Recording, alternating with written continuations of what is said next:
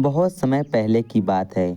एक छोटे से गांव में जहां लोग अपनी मेहनत से गुजारा करते थे, वहीं एक चालाक और बेईमान व्यक्ति शंकर रहता था। शंकर व्यापार में हमेशा अपने फायदे के लिए गरीबों का शोषण करता और गांव के किसानों से कम दाम पर उनकी उपज खरीदता। फिर उसे महंगे दामों पर बेचकर अपना मुनाफा बढ़ा लेता था। मतलब गांव के गरीबों से कम दाम पर अनाज खरीदता था और फिर बाद में उसे महंगे दामों पर बेचकर पैसे कमाता था। एक दिन किसान मोहन, जो अपनी मेहनत से अपनी छोटी सी जमीन पर अनाज उगाता था, उसने अपना अनाज लेकर बाजार गया। शंकर ने मोहन से कहा, अरे भाई मोहन, मैं तुम्हें इसका अच्छा दाम दूंगा। आखिर मेरे से अच्छा इस गांव में कोई अच्छा व्यापारी भी तो नहीं है, और तुम्हारे अनाज तो मैं अच्छे दाम पर ले रहा हूँ। इससे तुम्हें भी तो फायदा होगा। पूरे गांव को पता है कि मैं कितना अच्छा खरीदार हूँ। अब यह अनाज मुझे दे दो, इसके अच्छे दाम मैं तुमको दे रहा हूँ। तभी मोहन कहता है, ठीक कह रहे हो शंकर भाई। अब चलो, तुम कहते हो तो दे ही देता हूँ। लेकिन शंकर भाई, थोड़ा हिसाब लगाओ। तुम बहुत कम पैसे दे रहे हो अनाज के। अरे मोहन भाई, मेरे से अच्छा कोई दाम नहीं देगा। इस गांव में मैं तुम्हारा अनाज महंगे दाम में ले रहा हूँ, फिर भी तुम्हें सस्ता लग रहा है, बताओ। मोहन ने शंकर की बात मान ली, लेकिन शंकर ने उसकी अनाज का हिसाब गड़बड़ कर दिया। उसे बहुत कम पैसे देकर ठग दिया। मोहन और अन्य किसान बहुत दुखी हुए। उन्होंने महसूस किया कि उनकी मेहनत का फल बेईमानी से छीना जा रहा है। इस गांव में एक रामू नाम का आदमी था। रामू ने कुछ दिन पहले ही अपना अनाज शंकर को बेचा था। रामू गांव से गुजर रहा होता है, तभी उसकी मुलाकात मोहन से होती है।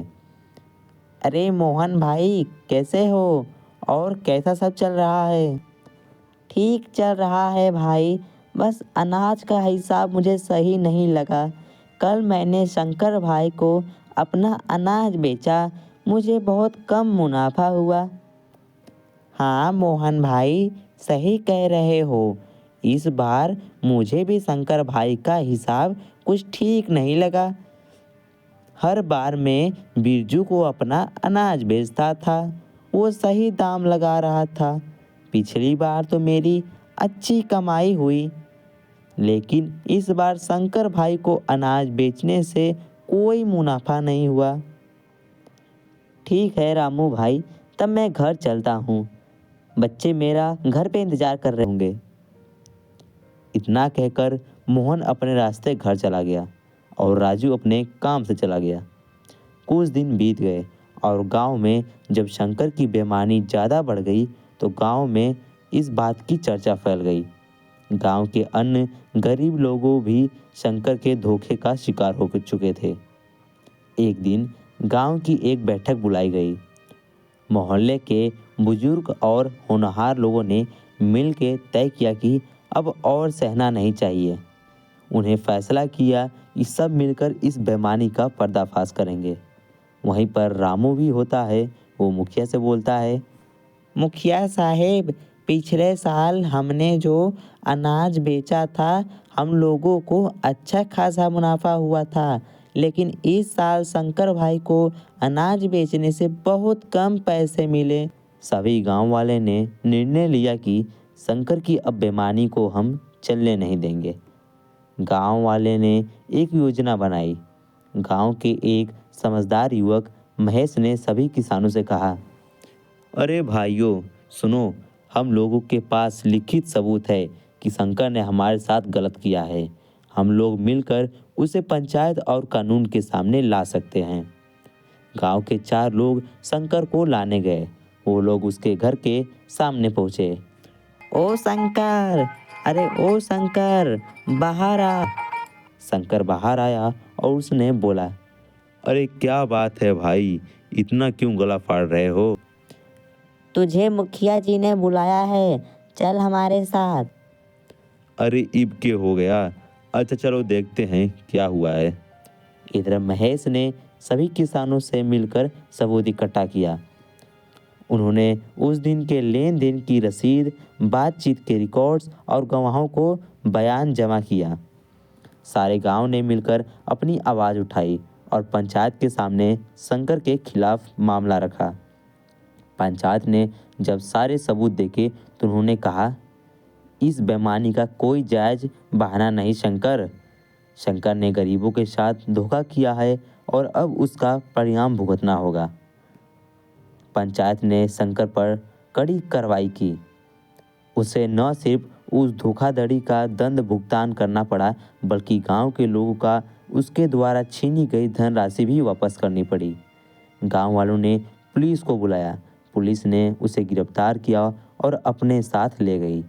गांव के गरीबों ने मिलकर यह साबित कर दिया कि एकजुट में कितनी ताकत होती है।